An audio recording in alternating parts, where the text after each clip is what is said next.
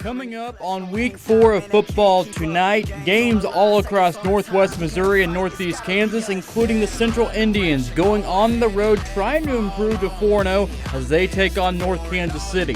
While in Fawcett, can the Mid-Buchanan Dragons improve to 4-0 on their season? They welcome in the West Platte Blue Jays for KCI Conference action. And two unbeaten 8-man football teams in the 275 Conference squaring off.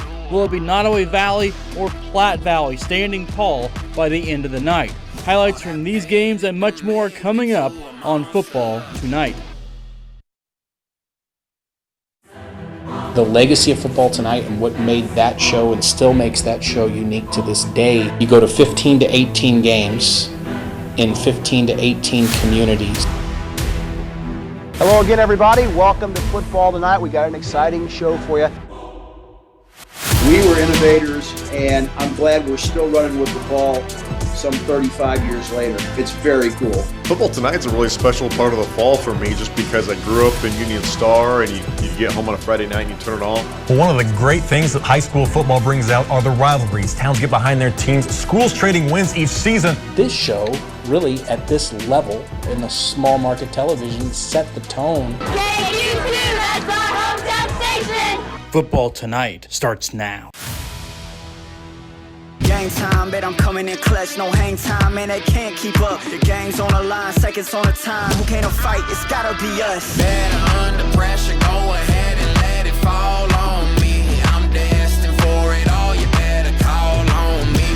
They say what doesn't kill you make you stronger. All that pain, it done made me to a monster.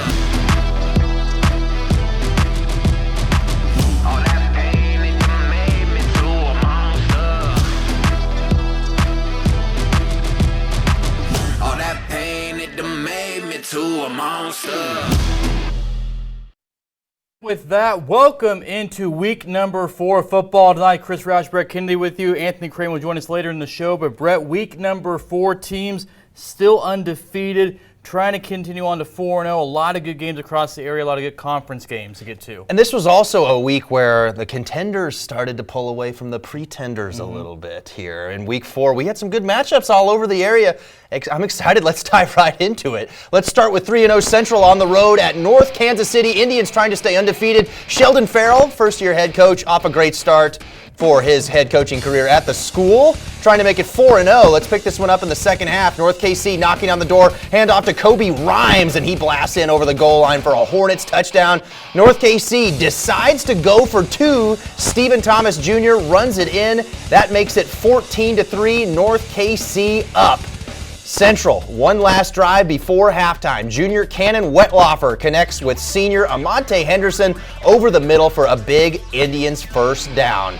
Later, on 4th down, Wetlaufer rolls out and hits the sophomore Drake Gilkison with a great catch downfield to keep the drive alive. First down, Central. Then right before halftime, it's Wetlaufer to Gilkison again, this time for 6 in the end zone.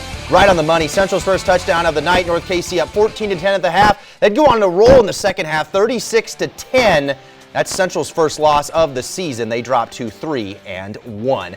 Looking across the MEC, Cameron traveling to Chillicothe. The Hornets win 28-26. The Benton Cardinals play tomorrow, taking on University Academy Charter. That game starts at 1 p.m. On to Savannah. Savages taking on the Lafayette Fighting Irish, looking to defend home field on homecoming tonight. Savannah marching down the field after getting the ball back in this one. Maddox Shoup out of the gun. Hands off to Aiden Knechtenhofer, who swoops in for a touchdown, 7-0 with the PAT. Irish have a tough task against the Savages. Savannah, a really good defense. Later, Irish trying to cook something up in this one. Elias Chapin gets the ball, gets smacked by Savannah, pops out, and it's a turnover. Savannah football students loving the game, loving the momentum in this one so far. Later, Savannah knocking on that door again. Ryland Cook goes all the way around, finds his way into the end zone for another score. Savannah goes on to win this one 53-0.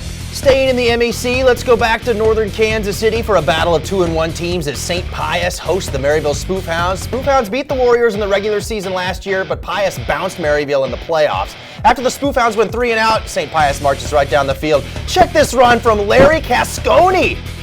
Angry run, big first down for the Warriors. Pius would go right back to him. Casconi punches it in, and Pius takes a 7-0 lead. Maryville out one of their key linemen tonight as Lucas Feartaller sat out with an injury in street clothes. That would be big because Maryville's offense struggled without his leadership. Senior Matthew Walter picked off by Charles Ross III, and the Warriors are in business once again. And then, of course, you got to check out the gorgeous sunset in North KC tonight. Pius punches it in. Larry Casconi, his second touchdown of the night, 14-0 Warriors up. Matt Webb trying to rally the troops on the Maryville sideline as the Spoofhounds try to get back in this game. Matthew Walter drops back, heaves it deep, and he's going to be intercepted by Noah Gonzalez, pulling it away from Colazar Bono. St. Pius wins in a massive blowout, 61-0 to improve to 3-1 on the year. Maryville drops to 2-2. Well, still ahead on football tonight, we'll go to 8-man football. St. Joseph Christian trying to bounce back this week, but heading up to North Andrew to take on the Cardinals. And can Mid-Buchanan make it 4 straight wins to start the season? Highlights coming up next on Football Tonight. Seconds on the time, who can't fight? It's gotta be us. Better under pressure, go ahead and let it fall on. Clutch, no hang time, man, they can't keep up. The game's on the line, seconds on the time, who can't fight? It's gotta be us. Better under pressure, go ahead and let it fall. Welcome back to Football Tonight. The East Buchanan Bulldogs, one of the top teams in the KCI for the last few seasons. Off to a 2-1 start this year, that one loss coming to Savannah. While North Platte made it to the Class 1 state title game last year, sitting at 1-2. Which one of these teams grabbed a KCI win tonight? Dan Ritter's squad at home this evening. Early hole in this one, Panthers up 7-0 late in the second quarter. Bulldogs trying to score before the end of the half. Ty Engel keeps it, the 5-6 wideout. Shifty picks up a good chunk of yards, but later in the drive, EB, 4th down and long, not too much time left on the clock, tries a fake punt on 4th and long with under 30 seconds to play. Johnny McCracken making a great play on the edge, last play of the half in this one. Panthers pulling out all the tricks later. East Buchanan able to derail the play. Halftime cheerleaders as well, having a good time as well. Second half in this one. Take a look at this play, a blocked punt. This is probably the play of the game. Off the edge, gets the block. That sets up East Buchanan to score after it's tied at 7. Bulldogs scored 13 unanswered points to win this one by a final score of 13-7. In KCI play tonight, Lawson taking on Penny, Hornets winning 29-15, and Lathrop taking on Skyline, Skyline winning 32-20.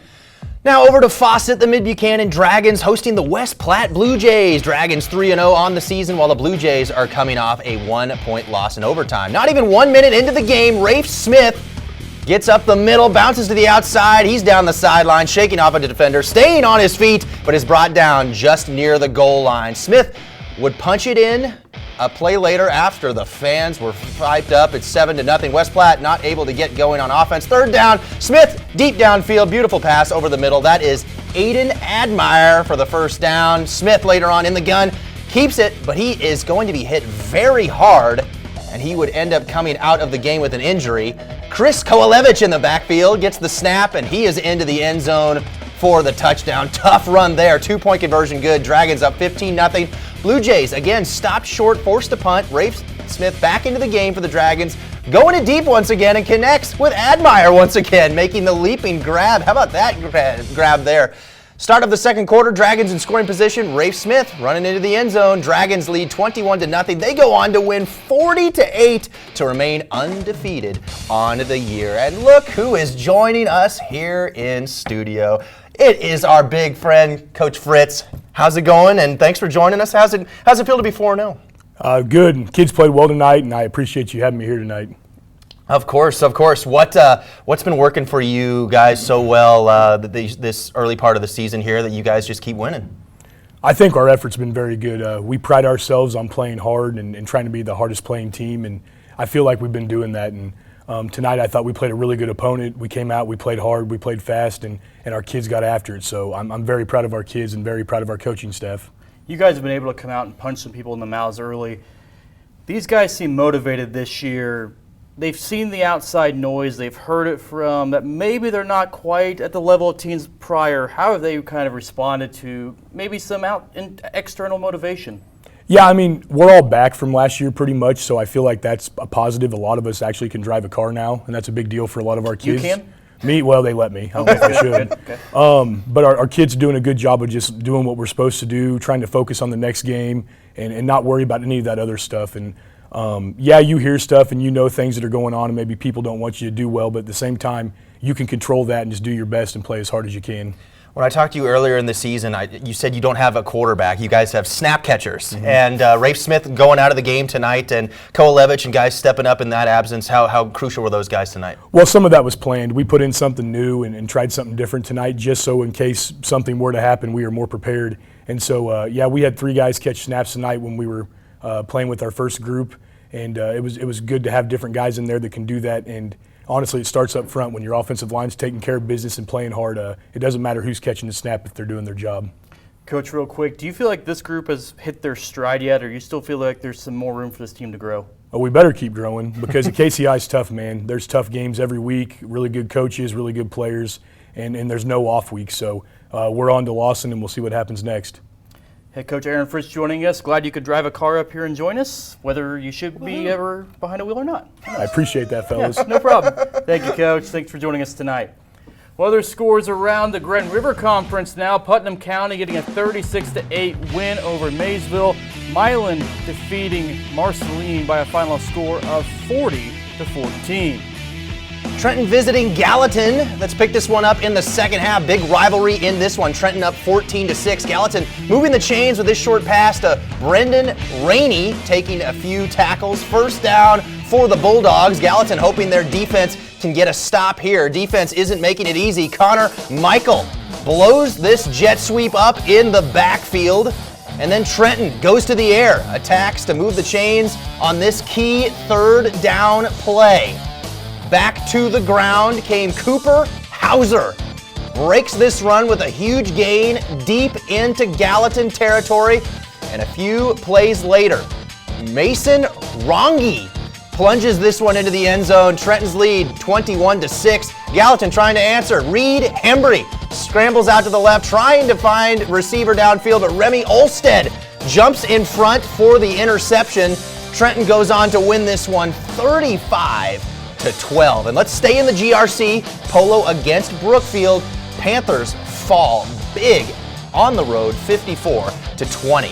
Let's go up in Bethany, Scotland County, visiting the South Harrison Bulldogs. South Harrison getting the big 1-point victory last week. Bulldogs jumped out to an early lead with this wide receiver screen to Mason Galloway, who has a ton of room out in front of him before running over a guy to get into the end zone for the tutty. Tigers, though, responded with a touchdown of their own as Bo Triplett punches this one in from a yard out. Bulldogs feeling good in this one, hoping to regain momentum. And the first quarter, quarterback Bryson Quinley launches it downfield, almost broken up. Jet Cornett, the right place at the right time. A very huge play. Bulldogs driving. Galloway getting the handoff for the big gain. And he's taking it down the field. Huge fourth down conversion here as Quinley finds Craig Homley, he moved the chains. That's Brendan Hoover then punching it in for the touchdown. Bulldogs go on to win this one 22-15. And we've got plenty more to come on football tonight. Still to come, we head to Kansas where the Troy Trojans get back at home this evening. And in 8-man football, can Bishop LeBlanc move to 4-0 on the season? Those highlights coming up next on Football Tonight. No hang time, man, they can't keep up. The game's on the line, seconds on the time. Who can't fight? It's gotta be us. Better under pressure, go ahead and let it fall. Coming in clutch, no hang time, man, they can't keep up. The game's on the line, seconds on the time. Who can't fight? It's gotta be us. Better under pressure, go ahead and let it fall on. Well, the Bishop LeBlanc Golden Eagles sitting at 3-0 heading into this one tonight, while the Plattsburgh Tigers also undefeated, owning a 2-0 record. These teams no strangers to each other, facing each other twice last year, with the Tigers winning both meetings. Here we go in Plattsburgh. You know, Creed Scott Stapp once sang, "Hello, my friend, we meet again. It's been a while. Where should we begin?" Well, how about the opening kickoff? Chris Miljavic down there on kickoff gets to the returner, knocks the ball eventually free. That set up the Golden Eagles with excellent field position. Here we go. A few plays later, Cooper Tabor screened at Jacob Winkelbauer. He gets in for 6 following his blockers. LeBlond strikes first in this one. Chuck Davis on the sideline doing his own version of jazz hands. Later in the first, issues for LeBlond, but good news for Plattsburgh. Fumble deep in Golden Eagles territory. Tigers in the red zone. So after a false start penalty, though, Plattsburgh trying to tie this game up in the first quarter. Tyler Arenio, quick pass to Gavin Boyle, makes his way through some guys, but fumbles it. Oh boy. Officials get together, call this one a touchback. LeBlond gets the ball back, ensuing drive. Tabor gives it to Carson Staggs out of the gun. Staggs, pretty patient runner. This time, no different. Following his blockers, and he's going to take it. He's going to score. LeBlond runs away with this one by a final score of 60-12. In the 275 conference, Rockport taking on DeKalb, and the Blue Jays shut out the Tigers 54-0. Mound City hosting East Atchison. How about this? The Panthers get the win at home over a good East Atchison team, 42-20. And go ahead. And continuing on in the 275, South Holt traveling to Stewartsville. Osborne. South Holt gets the win, 69-12. Let's stay in Rosendale, where it was 20-6 over North Andrew over St. Joseph Christian at halftime. Let's start this one out with Braxton Linville scrambling to make something happen. Then you get a battle of the 20s with Logan Hubble of St. Joseph Christian ripping one away for the turnover. The Cardinal band bumping the beat back to their squad in that one. Later, the Cards it's Maddox Seibert taking the rock into the end zone. 26-0 after the failed 2-point conversion. Lions' future looking dim in this one so far. St. Joseph Christian Cy Carlson takes one in to move the score, but not quite enough to win. North Andrew has a happy homecoming. They get the win, 26-12. In the GRC, Stanberry traveling to Pattonsburg. Bulldogs falling to the Panthers 58-22. King City taking on Princeton. Still trying to get a final score on that one there tonight. All right, top 7 showdown in 8-man. Albany at Worth County. First quarter, Tigers knocking, but sophomore Ethan Mercer says no sir. Blows up the play in the backfield. Next play, no problem though for the Tigers in this one. Braden Stevens takes a snap. He gets around the edge, pushes his way in for 6. This one a good game in Grand City tonight. Under 30 seconds to play in the ball game. Now we move ahead in this one. Tigers down 36-34. They have the football. They're going to go to the air. Looking down the field, but Keegan Schaefer picks off the pass. That will do it. That's the game. Albany defeats Worth County tonight by 2, 36-34. When we come back here on football tonight, it's time to go across the river. Can the Cyclones grab a win back on their home field tonight? Those highlights still to come. And coming up as well, KQ2's Anthony Crane takes up to Hopkins for a battle of 2 undefeated teams. Battle of the Valleys in 8-man football. Stay tuned. Man, they can't keep up. The game's on the line, seconds on the time. Who can't fight? It's gotta be us. Better under pressure, go ahead and let it fall. Battle of the Valleys Friday night in Hopkins with number 2 Platte Valley taking on number 9 Nottoway Valley in Hopkins, with both teams coming into this one 3-0. Early first, 4th and 13 as Lane Larrabee drops back, fades to the right, drops one in the bucket to Ty Hoyt. 6-0 Thunder early. 14-6 now. Larrabee fakes the handoff, man, rounds the corner and outruns the defense, putting Nottoway Valley up 20-6. Later, adding to the lead, the big man, Preston Jenkins, breaks through for the short touchdown. 7:29 left in the half. Larrabee again, finding Hoyt. Jukes 1, 2, 5 defenders, and outruns the rest, put the Thunder up 36-14. Late in the second half, Larrabee bombs away to Dakota Patterson as Nottoway Valley rolls the 275 rival 58-20. Thunder hosts Mountain City next week. Platte Valley travels to East Atchison. Joining me now, North Andrew head coach Dustin Williams. Coach, how are we doing tonight? I'm good, man. How are you doing? Doing well.